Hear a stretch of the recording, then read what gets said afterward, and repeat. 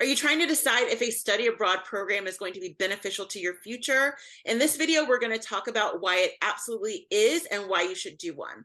So if you are new to the channel, welcome. My name is Kimber. I am the study abroad specialist. And if you are returning, welcome back.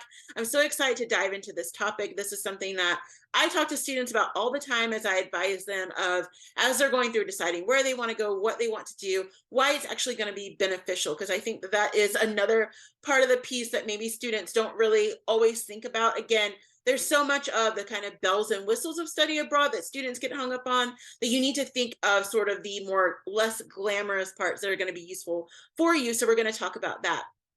So when it comes to study abroad being beneficial, there are so many factors that I could get into, but I don't want to make this a 3-hour video. And so what I'm going to do is I'm going to talk about 3 different sort of baseline benefits of study abroad. And then I'm also too going to add on a bonus one. So definitely stay till the end for that one. So for number one, I think that we just have to look at what is going on in terms of living in a post 2020 world, I will say. And again, we know that economic downturns and changes always happen. They tend to really happen every 10 years or so. So maybe you could even be watching this hopefully in 2030 and maybe something has just happened. Hopefully not too crazy. But economic downturns happen, and this is where a lot of students, in particular, whether you are a current student or maybe you're a returning students tend to turn to university and to college when things go bad in the market. And we know there are a variety of reasons for that. And with study abroad in particular, a lot of students are trying to weigh, is this something I should do, particularly when the economic market is not very good and there's so much going on and I feel like it's really expensive, but it could be useful for me? I would say absolutely yes. I don't just say that as a study abroad coach. I say that from someone who has experience. I originally studied abroad right in the height of the 2008 recession. This was before I went abroad again to do my degrees, which was still in the middle of the recession back in 2008, 2009, all of that. But I can say that it definitely is beneficial if you're looking at it from a long-term perspective. This is not something that's going to necessarily be in the short term, but if you're looking at it in the long-term perspective, because number one, competition gets really, really tough, particularly when times are hard.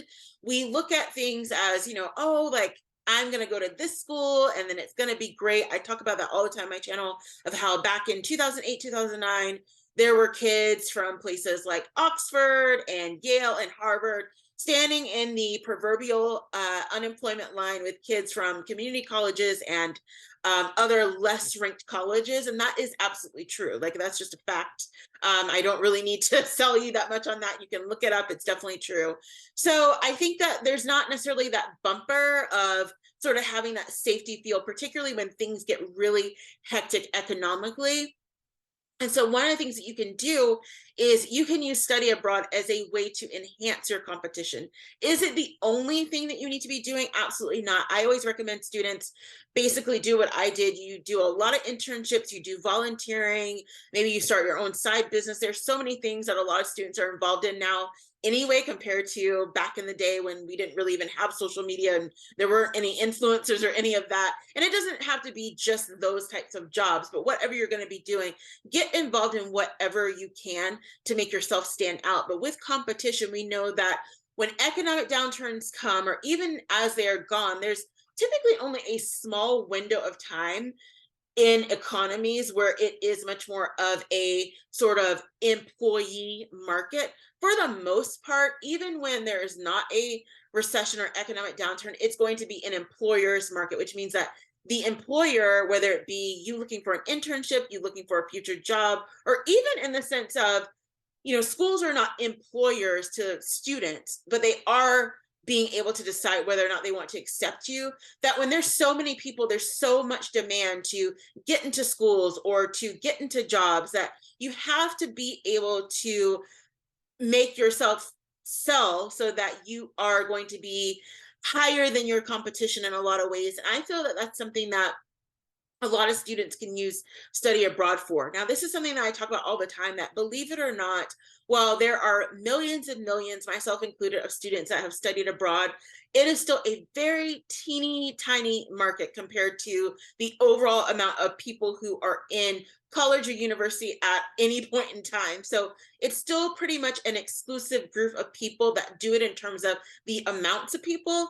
So you're thinking that you're walking into a room, let's say, with a resume where everyone in there has done exactly what you've done. That is not true. So a lot of times when you are thinking about it, both from just an economic standpoint and also maybe in terms of a diversity of interest or whatever you've done, that is going to be able to set you apart. It may not end up getting you into the school or getting you the job that you wanted, but it does set you apart because people are interested in that, particularly if you have, let's say, had a chance to do an internship abroad, or maybe you've done lots of volunteer work abroad, or if you've got to, like I did, start your career abroad. People want to know more about that because that is very impressive to people. Like, oh, you went to another country and you were able to do all of this, and that sounds really fascinating. How did you do it? It also shows too that you have a lot of tenacity and that you are very much able to adapt to different cultures. People are very interested in that, even if that is not what the particular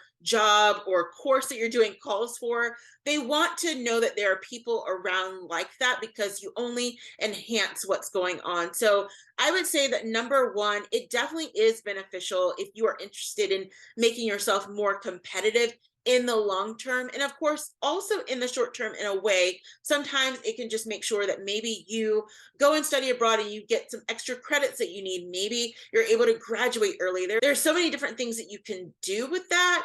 And it definitely leads towards competition. So I would say absolutely, if you are sort of struggling with the fact of whether or not it is beneficial from a competition perspective, particularly in economic downturn, study abroad is absolutely beneficial. So the second way that study abroad is going to be beneficial to you is the fact that it gives you the chance to broaden your network. This is something that I feel cannot be matched in anything else. We know that now we live in such a global world, in the sense of you could be talking to someone around the world in a second with a tweet or whatever it is. I know that there are platforms like LinkedIn, which are useful to a certain extent, but there's nothing that, in my opinion, and just in realistic terms, replaces the ability to go and make connections in person.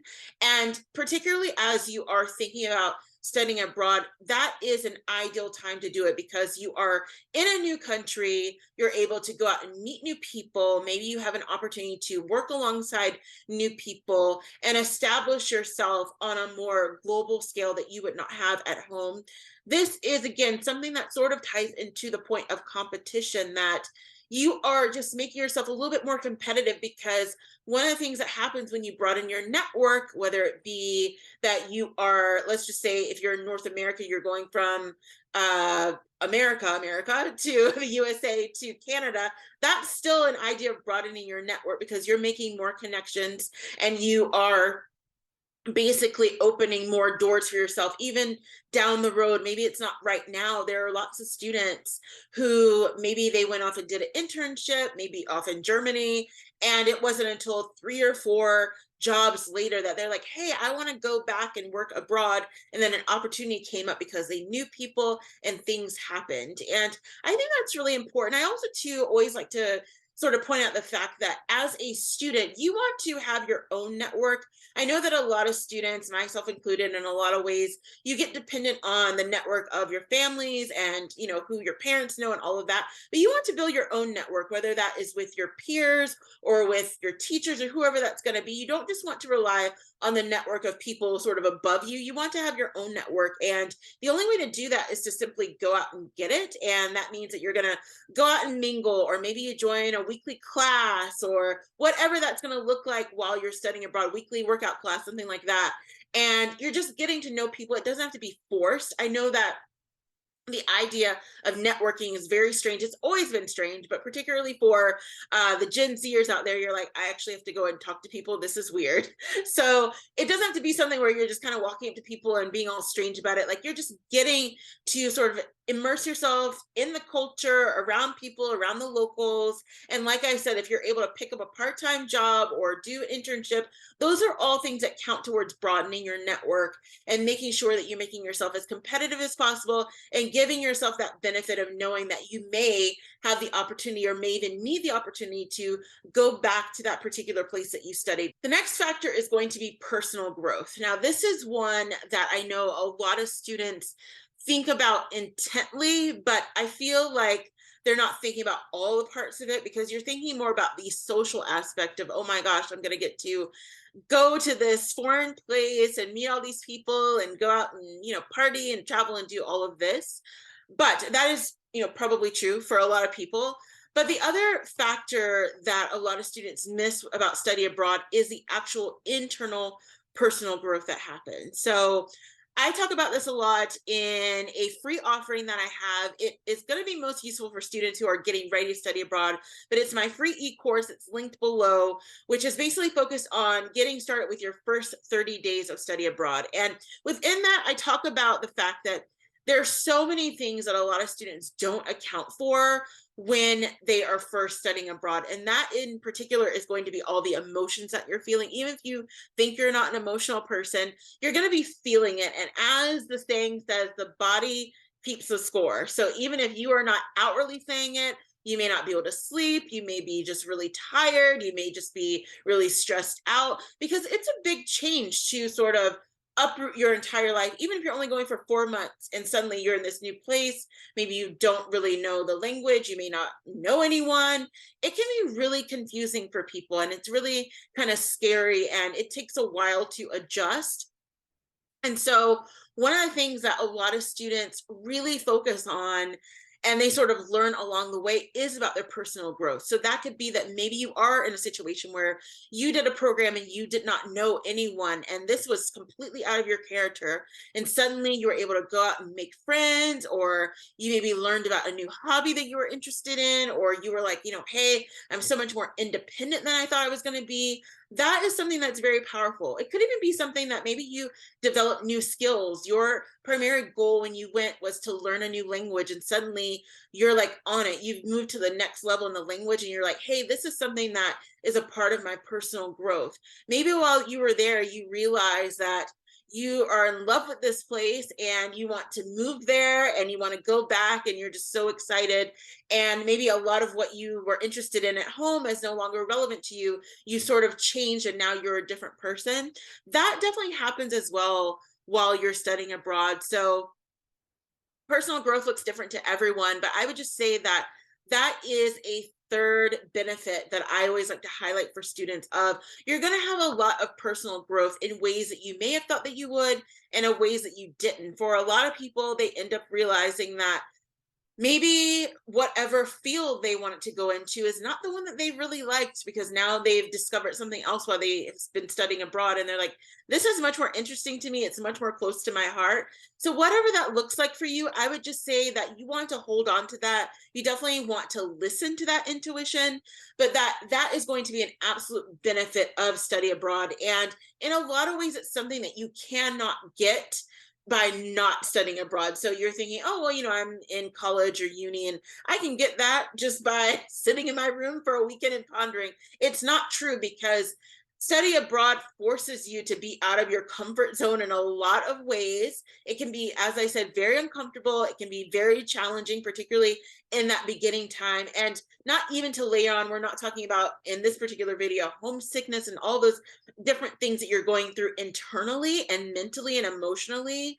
So if you're able to break through that personal growth, it's only going to help you more. And so I would say that if you are someone who wants to challenge yourself in the area of personal growth, that study abroad is absolutely beneficial and you should definitely do it. So if you stay to the end, you are getting my bonus tip. So for this particular bonus tip of why study abroad is beneficial, it is a resume enhancer. Now I know you're thinking, okay, I'm not even at a point where I want to get a job, But again, this factors into a long-term goal. So with enhancing your resume, absolutely study abroad is going to stick out. As I talked about in point one, you are still part of a small group of people that is doing this. Is not something that everyone does. Not everyone studies abroad. And if you're able to show not just the fact that you studied abroad, you spent however long in China or wherever, but that what are the transferable skills that you learned while you were there? So tying into the fact that with personal growth, you are not on your resume talking specifically about how you learned to cook authentic Chinese meals. That's not it. But you are talking about some of the professional transferable skills. Maybe it was something where you learned how to work closely with people who did not speak the same language as you, and what were some of the things that you have to do. You are not necessarily going through and explaining all of that on your resume, but you are putting a highlight on that. People want to know about that when they call you into the interview. Then you are talking them through that of, this is how it worked. This is what I did. This is some of the challenges. Again, we want to make sure that we are highlighting challenges as well. We know that things do not always go smoothly, but study abroad is definitely going to be a resume enhancer. And it's not something that you can get just by, staying at home. You have to go and actually do it. So that's one of the things I always try to highlight for my students and always encourage them to see it as something that is going to be both short term and long term. You want to make sure that you are looking not just sort of right here in the front, but also down the road to think about, what is this going to mean for you? For some students, it doesn't really turn out to be anything. It was a great experience that they had and they were happy to do it, but they're not going to be using their study abroad experience any longer. That was just a part of what they did at the time. But I always like to encourage students to be able to find ways to maximize that. And one of the things that you can do is to consider as a resume builder when you get back home, so that you can take whatever skills you have learned, turn them into something that can be related to a professional transferable skill, and then move forward with that. Now, if you are interested in learning more about some of the places that you should study abroad in the near future, watch this video.